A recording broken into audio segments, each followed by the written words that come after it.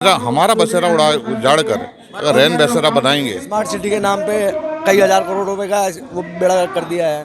दून अस्पताल, Doon medical college के रैन बसेरा को दे दिया है। संघर्ष नहीं अब रण होगा, रण बड़ा भीषण होगा, नहीं कोई आत्मसमर्पण होगा। सरकार अपने प्रचार प्रसार में 1000 करोड़ रुपए फूंक सकती है। अगर सरकार ने कोई कदम नहीं उठाया तो ये आंदोलन और उग्र हो जाएगा। सरकार अनदेखा कर रही है। आज चौथा दिन हो गया हम लोगों को। आश्वासन अब जो भी होगा अब लिखित रूप में आश्वासन मांगा जाएगा। नमस्कार, आप देख रहे हैं उत्तराखंड संदेश में आपके साथ में जय किशन ओबराय। आज हमारे साथ में अधिवक्ता अरुण खन्ना मौजूद हैं और इनसे जानेंगे किन मांगों को लेकर यहाँ पर 4 दिन हो गए यहाँ धरना चल रहा है। तो सरकार मांगे मान रही है या नहीं मान रही है? सर क्या कहेंगे आप? नमस्कार सर, प्रथम मैं आपके चैनल का धन्यवाद करूँगा। और हमारा कहना यह है कि हमारा बहुत बड़ा दुर्भाग्य है कि अधिवक्ता, जो कि सरकार का ऐसा कोई विभाग नहीं है जहाँ की बिना अधिवक्ता के राय के कोई भी काम होता हो, ऐसा कोई विभाग नहीं है ना।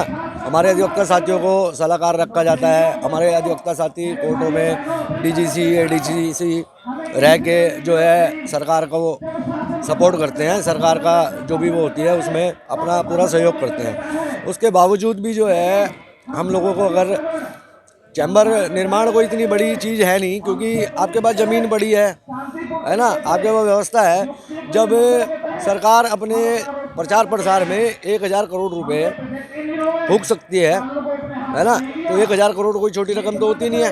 तो यहाँ अगर अधिवक्ता हितों के लिए 50-100 करोड़ रुपए का योगदान अगर सरकार कर भी दे, है ना, तो इतनी कोई बड़ी चीज़ तो है नहीं। अब उसकी मांगों के लिए भी जो है सरकार अनदेखा कर रही है। आज चौथा दिन हो गया हम लोगों को धरने में बैठे हुए। तो शायद मेरे हिसाब से हमारा दुर्भाग्य है कि सरकार जो है उदासीन है बहुत। और मांगे हमारी बस यही है कि भाई चैम्बर निर्माण, क्योंकि हमारे पे अब यहाँ हमारे उत्तराखंड की सबसे बड़ी बार है, बार देहरादून। यहाँ पे स्वास्थ्य विभाग बनाने की कुछ मांग वो भी उनकी सरकार की वो चल रही है, तो वो उसमें क्या कहेंगे?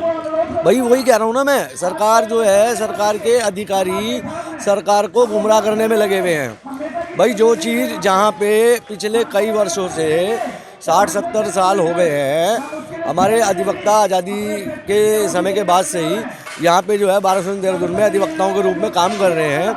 वो स्थल जब उन्हीं का था, तो वहाँ पे ऐसी क्या सरकार को आवश्यकता पड़ गई, ऐसी क्या मजबूरी आ गई कि उन्हें जो है ये जगह स्वास्थ्य विभाग को देनी पड़ गई, है ना।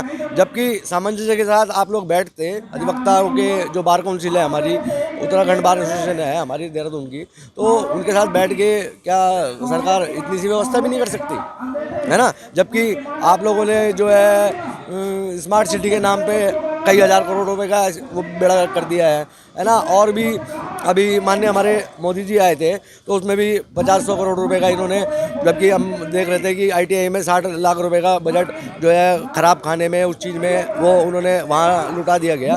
तो भाई जब सरकार, हम लोग संरक्षण दे रहे हैं ना, है ना, सरकार का ऐसा कौन सा विधायक है, ऐसा कौन सा मंत्री है जो नामांकन के दौरान अपना नामांकन स्वयं कर लेगा? आगे 2027 में इलेक्शन भी है, तो उसमें भी कुछ फर्क दिखेगा? बिल्कुल पड़ेगा। अगर अधिवक्ताओं की मांगों को नहीं किया जाएगा तो अभी जो है हमारा, अभी तो फिलहाल धरना चल रहा है, ये अपना चक्का जाम चल रहा है। 15 तारीख को हमारी जो है पूरी प्रदेश व्यापी जो है अधिवक्ताओं की हड़ताल जो है वो घोषित की गई है। और अगर उसमें भी सरकार के कानों में जू नहीं रेंगेगी तो हमें उसको और आगे बढ़ाना पड़ेगा। चाहे हमें कलम बंद करना पड़े, चाहे हमें कुछ भी करना पड़े, तो हम उस चीज़ के लिए तैयार हैं सारे।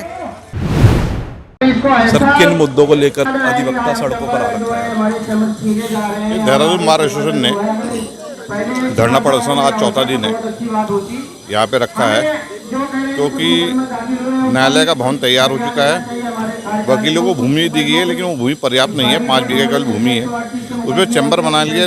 शासन से कोई भी सहयोग नहीं मिल पा रहा है, ना डेवलपमेंट चार्ज दिए रहे, ना खनन का कोई वो दिया जा रहा है, ना कोई धनराशि उस चैम्बर बनाने के लिए दी जा रही है। इसका रोष तो था ही।